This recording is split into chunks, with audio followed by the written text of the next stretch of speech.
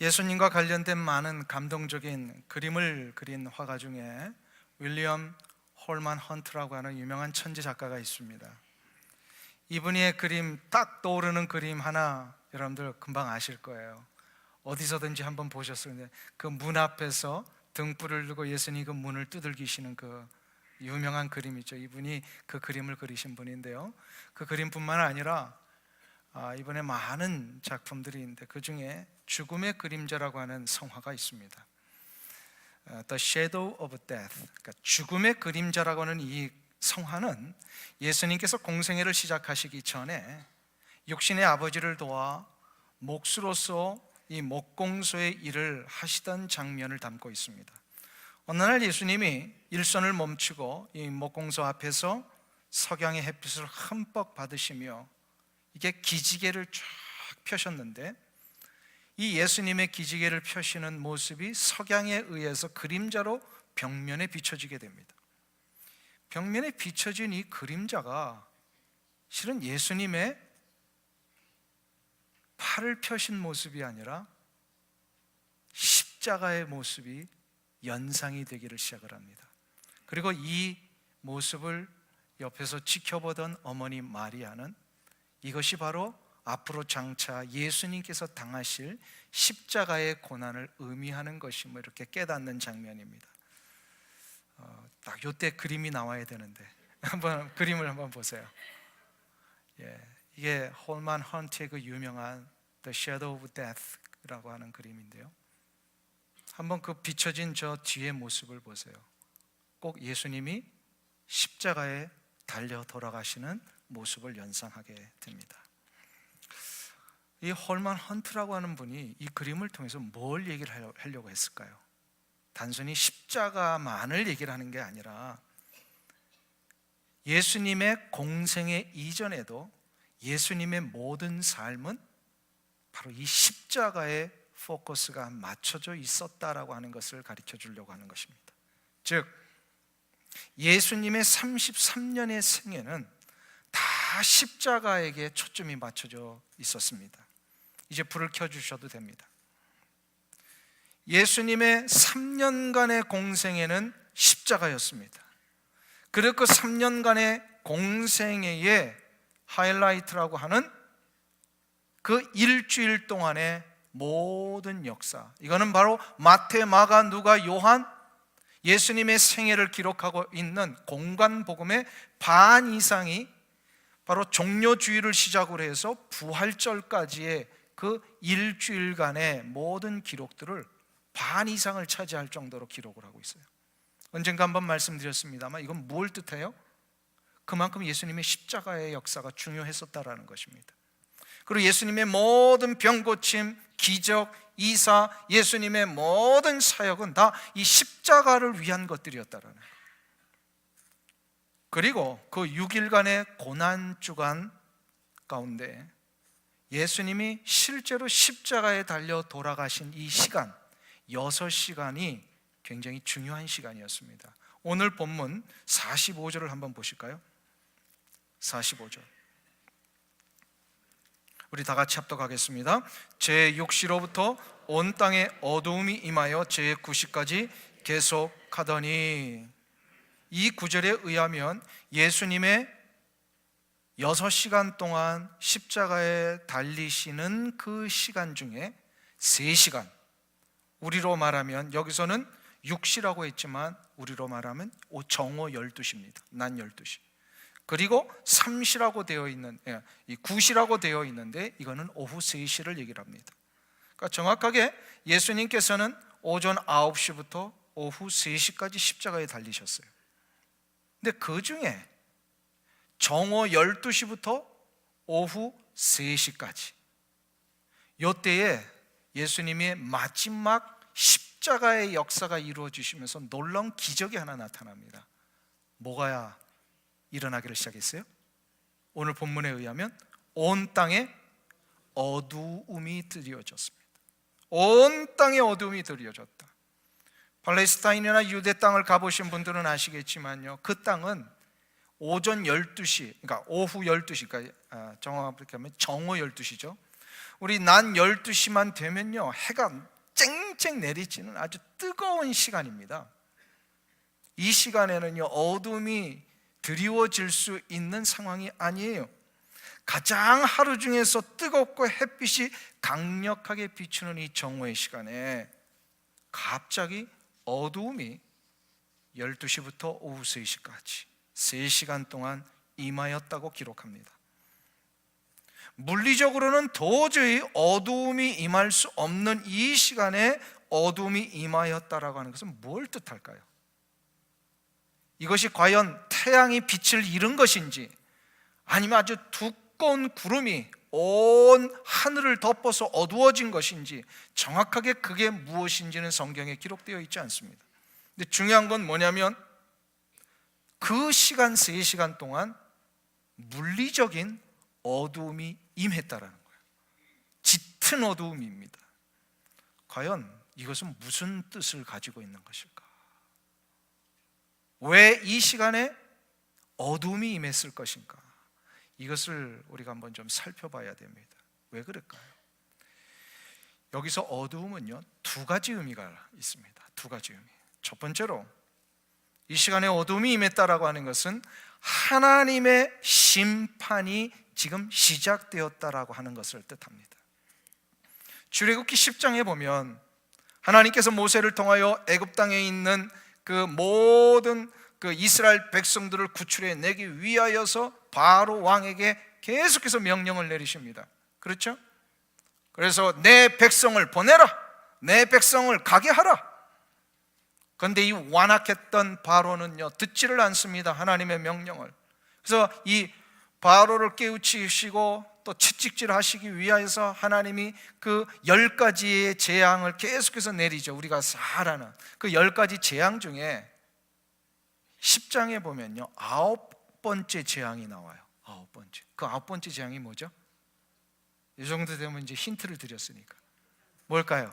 흑암의 재앙이에요. 흑암. 이 흑암의 재앙을 통하여서 하나님은 지금 채찍을 드시겠다라는 거예요. 너 이제 이 순간부터 말 안 듣면 너 진짜 너 죽어, 이 얘기를 하시는 거예요. 그래서 흑암이라고 하는 것은, 어둠이라고 하는 것은 하나님의 진노의 심판이 임박했다라고 하는 것을 사인합니다. 상징합니다. 그런데 바로가 들었어요, 안 들었어요? 이때 흑암의 재앙이 이제 지금 하나님이 채찍을 더 너 죽일 거야, 안 들으면 했는데 들었어요, 안 들었어요? 안 들었어요. 그래서 10번째 재앙에서 어떻게 하세요? 죽이시잖아요. 장자를 다 죽이십니다. 애굽 안에 있는 다 죽이십니다. 지금 그 흑암의 진노가 골고다의 언덕 위에 임한 거예요. 바로 왕 앞에서는 3일 동안 어둠이 임했는데 골고다에서는요 3시간 동안 어둠이 임했습니다. 애굽에 임했던 그 어두움, 그건 바로 무슨 뜻이라고요? 하나님의 뜻을 거부한 애굽 왕과 애굽의 모든 백성들에게 내리시는 하나님의 심판의 진노를 상징했어요. 여기서 끝나지 않습니다. 하나님의 이 어둠에 대한 이야기는요, 계속해서 하나님이 이스라엘 백성들을 깨우치시고 다시금 하나님의 거룩한 나라의 백성의 자리로 돌아오게 하시고 알리시고 선지자들을 보내시고, 근데 말을 듣지 않았어요. 그래서 결국은 아모스 시대에 아모스 선지자를 보내서요 얘기를 하십니다. 장차 너희들이 또 듣지 않으면 내가 심판을 내리리라. 그래서 아모스 8장에 보면은요, 주 여호와의 말씀이니라 그날엔 내가 해를 대낮에 지게 하며 백주의 땅을 깜깜하게 하며, 이렇게 얘기를 하세요. 백주의 대낮에 어두움을 보내시겠다라고 하는 거예요. 이건 무슨 얘기냐면요, 끝내 하나님 거역하고 하나님 보내신 종들을 자꾸 박해하고 죽이는 선지자들 자꾸 죽이니까 이것에 대해 하나님의 이제 이스라엘 백성들 심판하시겠다라는 거예요. 백주의 대낮에 어둠이 깔릴 것이다.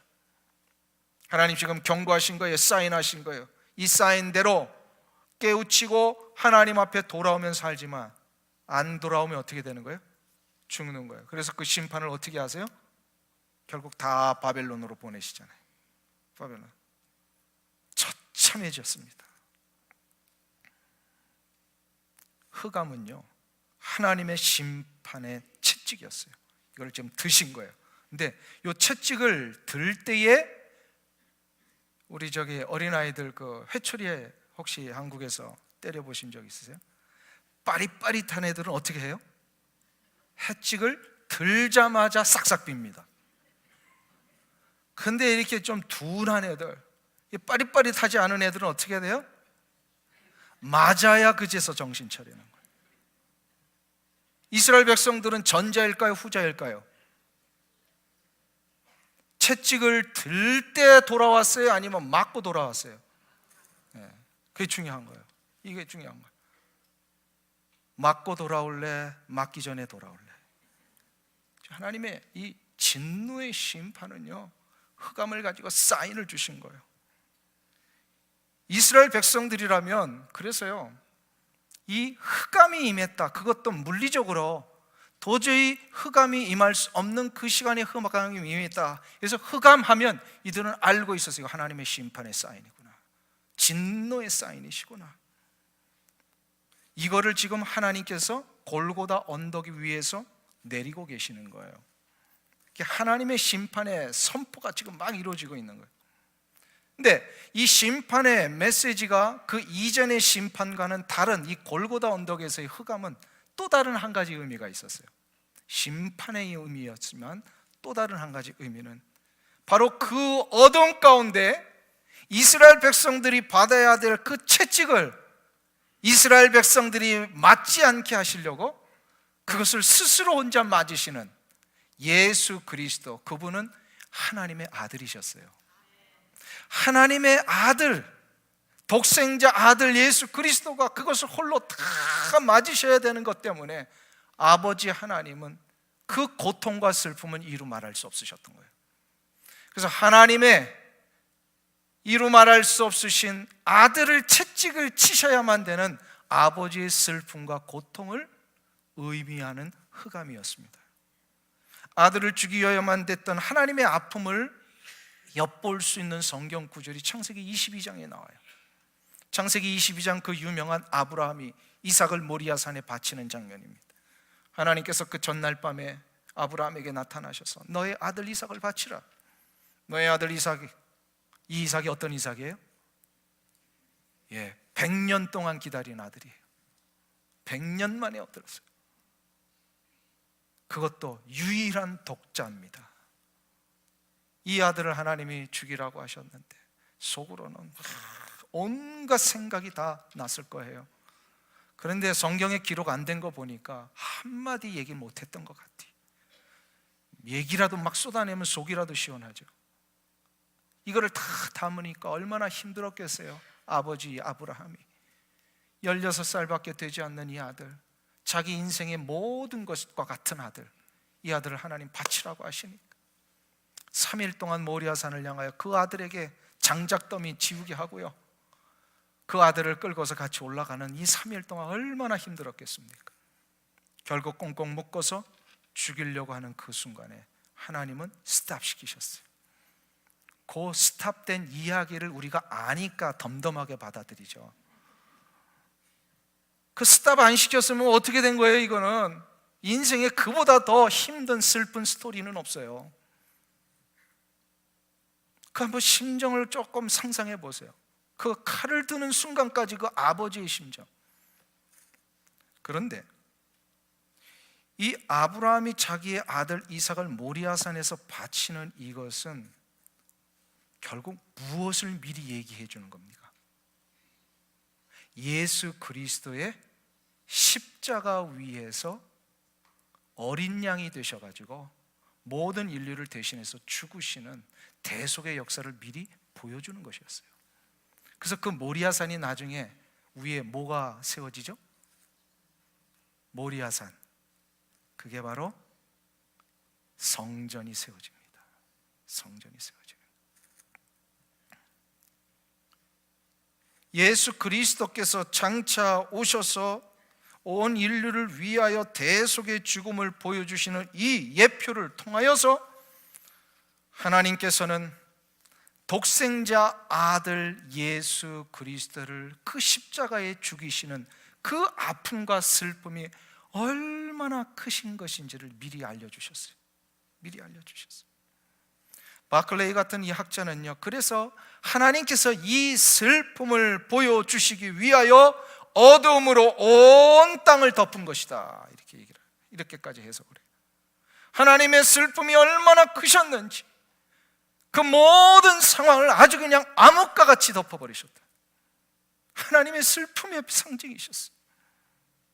그만큼 하나님의 아픔은 이루 말할 수 없으셨을 것입니다. 여기서 우리가 한 가지 중요한 질문을 하나 해야 합니다. 왜 하나님은 이런 아픔과 슬픔을 감내하면서까지 아들을 죽이신 것일까요? 그게 이제 더 중요한 부분이에요. 왜 그런 아픔을 감내하면서 이것을 죽이셨나? 이런 일을 하셨나? 예수 그리스도를 죽이셨나? 그것은요, 이 아픔과 슬픔을 하나님이 감내하시면서까지 살려내려고 하는 한 사람이 있으셨기 때문에 그래요. 그 한 사람이 누군지 아세요? 바로 나입니다. 바로 여러분입니다. 그 아버지가 자기의 아들을 죽이면서까지 남남이었던 나를 살려내시기 위하여 그렇게 하셨어요. 근데 이런 대목이 나올 때마다 꼭 질문하는 분들이 있어요. 꼭 질문하는. 아니 도대체 이게 말이 되는 겁니까? 왜? 전혀 상관도 없는 나 같은 사람을 위하여 하나님이 아들 예수 그리스도를 죽이셨냐 이 말이에요. 나 이거 도대체 이해가 안 되는데요. 이거는 도대체 합리적으로 맞는 이야기가 아닌데요. 도대체 이런 것은 들어본 적이 없는데요. 이렇게 의문이 들며 질문이 하시는 분들이 가끔 있어요. 근데 중요한 것은 뭐냐면요, 도저히 이것은 이해가 안 되는 일이고 도저히 이것은 합리적으로 이거는 말이 안 되는 일임에도 불구하고 하나님께서는 일방적으로 나를 위하여 그렇게 하셨다라는 사실이에요. 그냥 그렇게 하셨어요. 이게 하나님께서 우리를 사랑하시는 방식이셨어요. 많은 사람들이요, 도대체 이해가 안 된다라고 해서 이 사랑을 안 받으려고 그래요. 그런데 이런 사랑은 어떤 사랑입니까? 헤아릴 수 없고 가늠할 수 없고 측정할 수 없는 사랑입니다. 그래서 사도 바울은 뭐라고 얘기합니까? 하나님의 그 사랑의 그 깊이와 넓이와 길이와 높이를 우리가 알 수 없도다. 측량할 수 없는 사랑이에요. 이런 사랑은 값으로 매길 수 없다. 우리는 반드시 어떤 것이 나에게 주어질 때 이게 얼마나 가치가 있는 것인가, 이거 따지잖아요. 따지는데 한번 보세요. 이 세상에 돈으로 살 수 없는 물건들이 있어요. 그걸 뭐라 그래요? 박물관에 가면 많이 있습니다. 바로 보물이라 그래요. 보물. 더 쉽게 말하면 루브르 박물관에는요, 보물들이 굉장히 많아요. 근데 그 보물들은 값으로 매길 수 있을까요? 없을까요? 그만큼 귀중하고 가치가 있기 때문에 그래요. 만일에 값으로 매길 수 있다면 그건 굉장히 값싼 물건입니다. 값싼 물건이에요. 그러나 돈을 주고 살 수 없는 것은요, 값비싼 겁니다. 그래서 본헤퍼 같은 이 신학자는요, 우리가 받은 사랑과 은혜와 이 구원을 뭐라고 얘기하면 값으로 환산할 수 없는 은혜다. 그래서 값비싼 은혜다, 이렇게. 돈으로 살 수 없어요. 뭔가 이렇게 내가 뭘 해서 받을 수 있는 거라는 게 안 된다라는 거예요. 근데 많은 사람들이 내가 전혀 이걸 받을 수 없는데, 이런 거는 나에게 주어질 수 없는데 주어지는 거에 대해 의아해하며 안 받으려고 그래요. 루브르 박물관에 가면요, 많은 보물들이 있는데 그 중에 최고의 보물이 하나 있어요. 혹시 뭔지 아세요? 다른 것들은요 다 이렇게 그냥 그 실물 그대로 전시를 해 있어요. 실물 그대로. 그리고 우리가 가까이 가서 볼 수 있게 만들었어요. 근데 요것만큼은요 방탄유리로 3중을 해놨어요. 도대체 이거는 실수로라도 가서 만질 수 없게 만들었어요. 그게 바로 모나리자예요. 이 모나리자 그림은요, 루브르 박물관에 있어서 가장 값비싼 보물 중에 보물입니다. 정확하게 모릅니다만 어떤 분이 그러더라고요. 이 전시 시간에 끝나잖아요. 그러면 자동으로 그게 쫙 지하로 내려간대요. 내려갔다가 전시 시간이 되면 자동으로 이렇게 올라온대요. 그만큼 터치 못하게 만든 거예요. 근데 어느 날 누군가가 이 모나리자 그림을, 진품을 아무도 모르는 사람이 나에게 와서 이걸 준다. 여러분들 받으시겠어요? 안 받으시겠어요? 받으시겠어요? 안 받으시겠어요? 떨려서 못 받죠. 대부분 다 그렇다는 거예요. 떨려서 못 받습니다. 예수 그리스도께서 나를 위하여 십자가에 달려 돌아가셨다라고 하는 이 사실, 곧 하나님이 그 아들을 죽이시면서까지 측량할 수 없는 이 사랑, 이 은혜, 이거를 나에게 주셨다? 나에게 주셨다? 이거 도대체 이해가 안 되니까 못 받는 거예요. 많은 사람들이 여기에 머물러요. 그런데 모나리자와 하나님의 사랑이 다른 게 하나가 있어요. 바로 뭐냐면, 하나님은 이미 이 사랑을 나에게 주셨다라는 거예요. 안 받으면 도로 뺏어가는 게 아니에요. 주셨어요.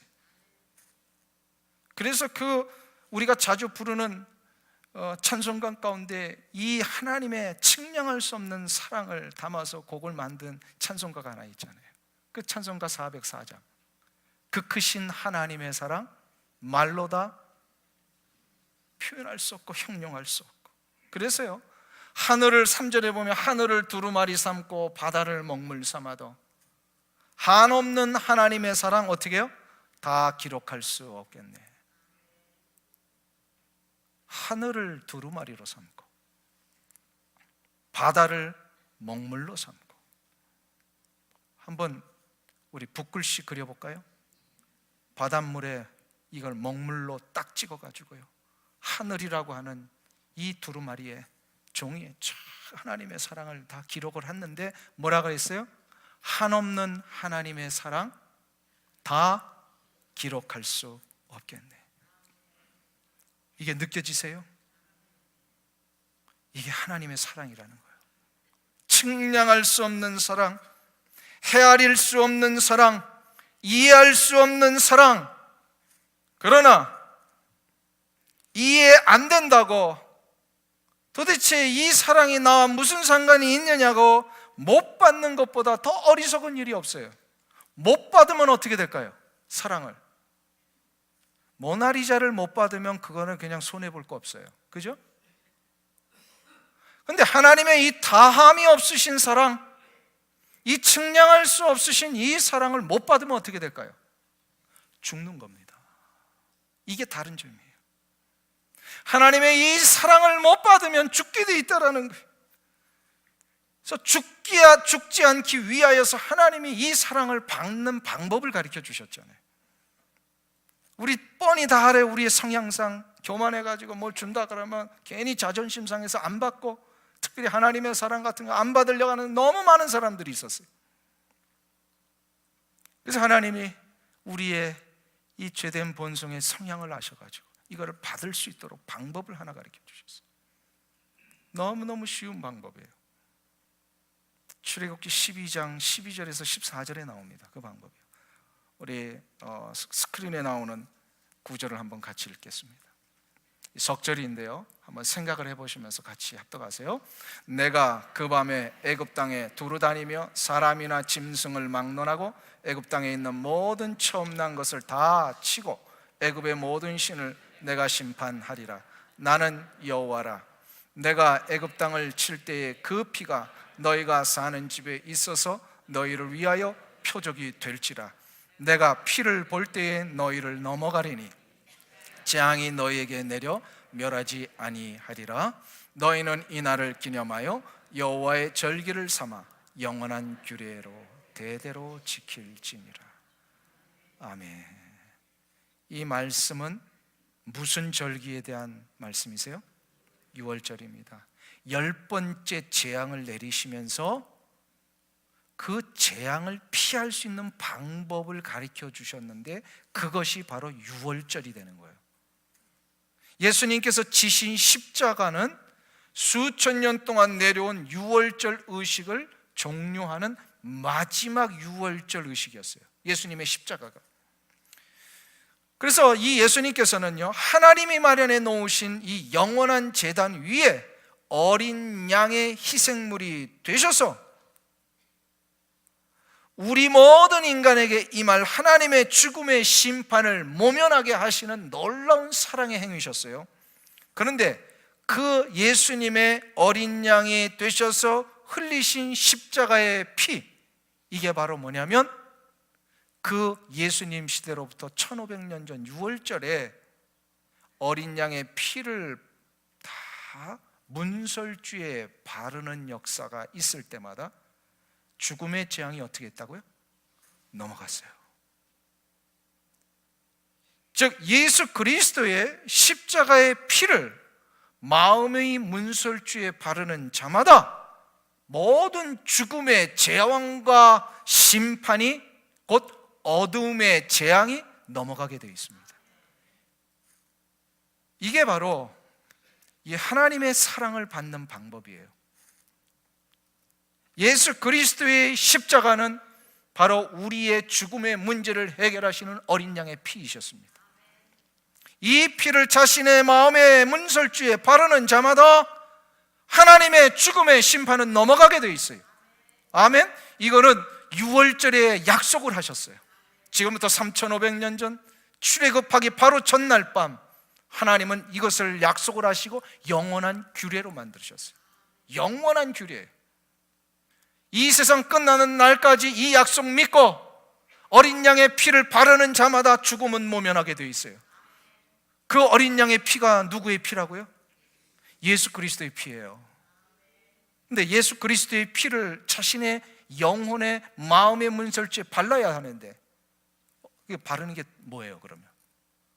2000년 전에 흘리신 예수님의 물리적인 그 피는 지금 없는데 그 피를 어떻게 받냐 이 말이에요.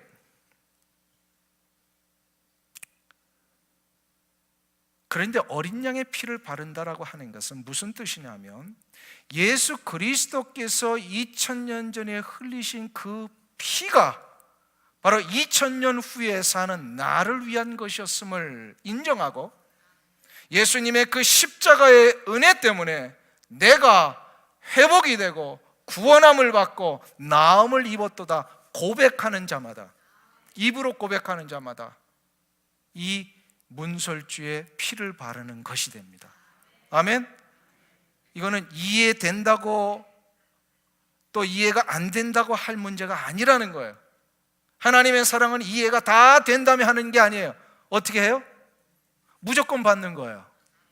무조건 받아야 돼요. 안 받으면 어떻게 돼요? 모나리자 그림을 줄 때 무조건 받아야 되는데 안 받으면 어떻게 돼요? 모나리자는 손해볼 거 없어요. 근데 하나님의 사랑은 안 받으면 어떻게 된다고요? 죽는 거예요. 그러니까 예수 그리스도의 그 놀라운 보혈의 역사가 나를 위한 것이었음을 입으로 고백하는 것, 이해가 되든 안 되든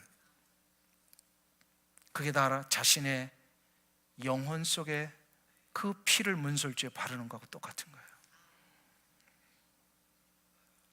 이것을 바르기를 시작하잖아요. 그럼 어떻게 되냐면요, 그 다함이 없으신 하나님의 측량할 수 없는 사랑이 이해되기를 시작을 합니다.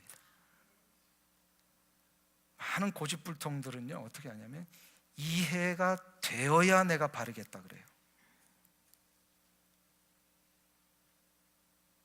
그런데 하나님은 그렇게 얘기를 하지 않으시고 바르면 이해가 된다고 하세요. 이게 하나님의 사랑의 역사예요. 사랑하는 성도님 여러분, 여러분들은 우리 주 예수 그리스도의 십자가의 보혈을 여러분의 영혼의 문에 바르셨습니까? 지난주에 이 HYM 힘 청년 연합 집회를 주관하고 계시는 더글라스 킴 선교사님을 만나서 잠시 대화를 하게 되었습니다. 이분이 어떻게 지난 20년 동안 이 오렌지 카운티와 LA 지역에 있는 청년들을 일으키기 위해 오셨는지, 이런 어떤 수많은 이제 이야기도 하시고요. 근데 하나님께서 이분에게 2년 전부터 이 지역 청년뿐만 아니라 한국에 있는 청년들을 위하여 이렇게 집회를 열어 주셨대요.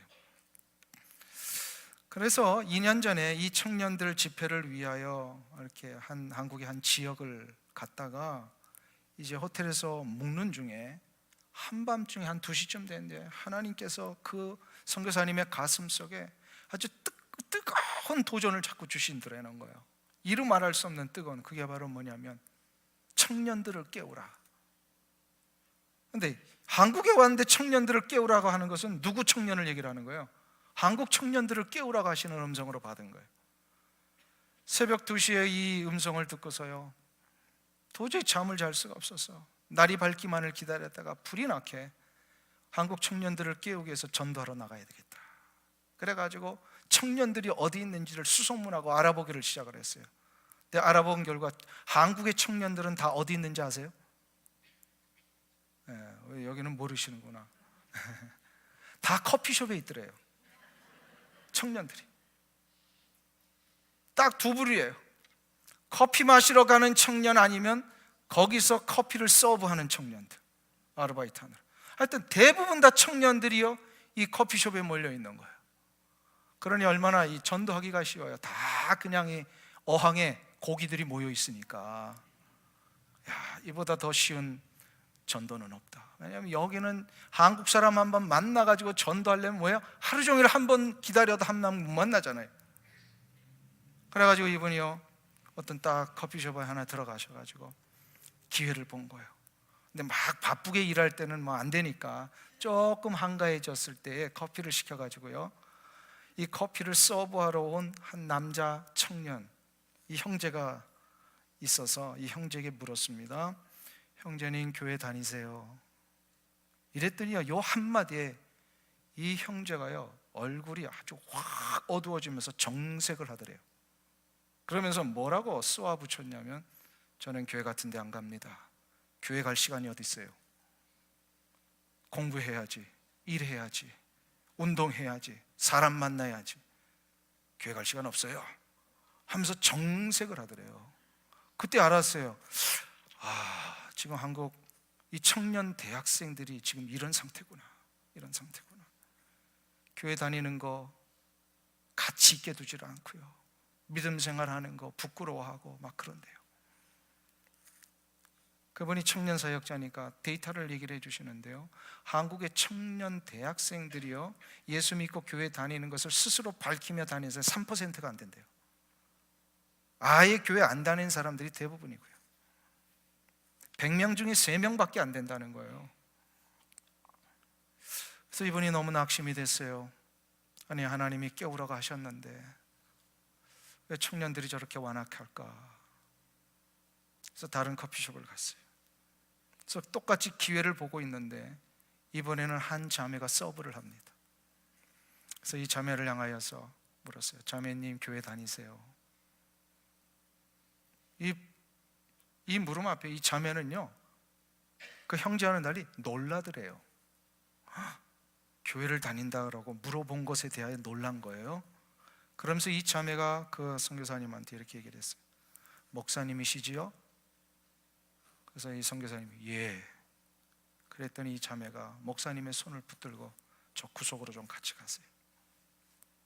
가가지고 목사님 앞에 앉아가지고 머리를 숙이더니 저를 위해서 기도 좀 해주세요 그러더래요. 그래서 그 자매를 위하여 처음 본 자매인데 뭐 내용도 모르고 그냥 간절히 기도를 하는데 기도하고 나니까 이 자매가 그 눈물을 얼마나 흘렸는지요. 책상에 눈물이 흥건히 젖어 있었어요. 알고 봤더니 교회를 다니는 자매가 아니에요.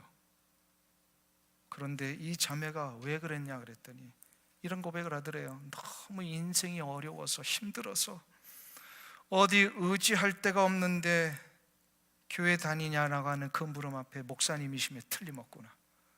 내가 이분에게 이 마음을 좀 쏟으면서 뭔가 이렇게 힘을 좀 받아야 되겠다 이렇게 생각을 한 거예요. 굉장히 순수한 모습이죠. 그러면서 자기를 위해서 기도해줘서 고맙다고 이렇게 인사를 하더래요. 그 이야기를 저한테 전해주시는데 제가 이게 한국 청년들의 현주소구나 라는 생각을 했어요. 한국의 청년들 보세요. 대학생들 공부하랴 일하랴 너무 바쁘고 힘든데 정작 미래에 대한 확신이 없어요. 의지할 데가 없는 거예요. 인생의 의미가 무엇인지, 어떤 가치와 기준을 가지고 가야 할지, 여기에 대해서 어느 누구도 모델이 되어준 사람들이 없으니까요. 다들 힘들어진 거예요. 청년 대학생 문제가 바로 그 문제더라고요. 이게 한국 청년들의 현 모습이구나. 그런데 그 얘기를 이제 듣고 나서 한참 지난 다음에 제가 혼자 생각을 했어요. 이게 지금 한국 청년들만의 문제일까? 저는 그 이야기 속에서 우리 이민자들의 모습을 보게 되었습니다. 무엇인가 열심히 달려는 왔는데 마음에 기쁨이 없는 사람들이 많아요. 우리 교회 얘기는 아닙니다. 오해하지 마세요. 예. 교회 바깥에 이 예수를 믿지 않는 많은 이민자들을 보세요. 끊임없이 이민 오자마자 쉼없이 달려는 왔는데, 열심히 살아는 왔는데 만족이 없고 정작 자신의 인생의 문제를 지탱해 줄 수 있는 이 든든한 기둥 하나를 마련해 놓지 못한 것 같은 이 공허함, 이런 것에 헤매는 사람들이 얼마나 많은지 몰라요. 왜 그럴까요? 그렇게 열심히 살았는데, 열심히 달려왔는데 왜 만족이 되지 않고 기쁨이 없고요, 인생의 기둥 하나를 제대로 마련해 놓지 못한 것 같은 그런 삶을 사는 것처럼 다 느끼고 있을까요? 그 안에 생명의 능력이 없기 때문에 그래요. 생명의 능력이 있다면 그의 인생을 떠받쳐줄 기둥이 생길 뿐만 아니라 그 인생의 의미와 가치와 영원한 미래까지도 보장받는 능력이 막 일어납니다. 생명의 능력은 바로 그거예요. 그런데 그 생명의 능력은 어디에서 나와요? 성경에서 말하면 생명은 어디에 있다 그래요? 생명은 어디에 있어요? 피에 있습니다. 성경에서 말합니다. 생명은 피에 있다 그래요. 육신의 생명도 피를 공급받아 일어나듯이요, 그 영혼의 생명도요 영적인 피를 공급받아야 돼요. 그 영적인 피는 바로 예수 그리스도의 보혈입니다. 십자가의 보혈을 그 마음의 문설주에 바르는 자마다 분명합니다. 생명의 역사가 시작이 됩니다. 이것을 우리는 예수 그리스도를 믿는다라고 표현하기도 하고, 이것이 바로 구원을 받는 것이다 라고 얘기를 합니다. 사랑하는 성도님 여러분, 골고다 언덕 위에서 3시간 동안 드리워진 이 어두움은 바로 우리 인생의 그 모든 굽이굽이마다 생명의 역사를 얻을 것이냐, 아니면 이거 못 받고 영원한 어둠 가운데 헤맬 것이냐, 이거를 가르쳐 주시는 사인이었어요. 여러분은 어떻게 하시겠습니까? 이 상황 속에 하나님의 어두움의 사인이 내릴 때에 이 사인 앞에 영원토록 어두움 가운데 떨어질 인생으로 가시겠습니까? 아니면 다시금 그곳에서 영원한 생명의 빛으로 바뀌어지는 이 귀한 길을 가시겠습니까? 예수 그리스도의 십자가의 보혈을 그 영혼의 문에 바르는 자마다 참된 기쁨과 소망과 감사의 역사가 일어날 줄로 믿습니다. 그래서 십자가의 보혈은요, 우리에게 능력입니다. 십자가의 도가 멸망하는 자들에게는 미련한 것이요, 구원을 받는 우리에게는 하나님의 능력이라. 할렐루야. 십자가만이 우리에게 능력이 됩니다. 이제 내일 새벽부터 우리 한 주간 동안 고난주간 특별 새벽 기도회를 합니다. 이 고난주간 특별 새벽 기도회 동안에 바랬기는 이미 이 놀라운 십자가의 보혈을 확인하고 여러분의 영혼의 문에 바르신 분들은 감사의 시간을 가지십시오. 나에게 이 놀라운 측량할 수 없는 사랑을 주신 하나님 감사합니다. 그리고 혹시나 아직도 이 십자가의 보혈을 자신의 인생에 발라본 적이 없으신 분들이 있다면 이번 새벽을 깨우면서 한번 바르시기를 바랍니다. 그리고 돌아보셔서 우리의 가정과 일터 속에 아직도 이러한 놀라운 은혜의 자리로 돌아오지 못한 분들을 위하여 중보하며 기도하시기를 축원합니다. 하나님이 역사하실 겁니다. 그래야 이 한 주간 놀라운 십자가의 은혜를 경험하고 부활의 영광 가운데 우리도 동참하는 그 부활절의 그 찬란한 영광의 예배를 함께 준비하며 나가시기를 주님의 이름으로 축원합니다. 기도하겠습니다. 하나님 아버지, 그 이해할 수 없고 헤아릴 수 없으며 측량할 수 없는 하나님의 사랑을 전혀 상관도 없는 우리 같은 존재에 부어주시니 감사를 드립니다. 이것은 이해한다고 얻을 수 있고 이해 못한다고 못 얻는 것이 아니라 그냥 그 예수 그리스도의 십자가의 보혈을 나를 위한 것이었음을 입으로 고백할 때에 이 사랑이 체험되어지고 이해되어지고 그 사랑 때문에 우리가 새롭게 생명의 역사를 얻으며 나가게 될 줄로 믿사오니 한 사람도 예외 없이 이 귀한 하나님의 사랑을 다 받아들여 주의 거룩한 나라를 위하여 이 땅 끝나는 날까지 살아가게 도와주시옵시고 하나님이 아직도 이것을 모르는 자들에게 전하며 선포하며 가르쳐 줄 수 있는 우리 귀한 성도님들 다 되게 하여 주시옵소서. 예수님의 존귀하신 이름으로 기도하옵나이다. 아멘.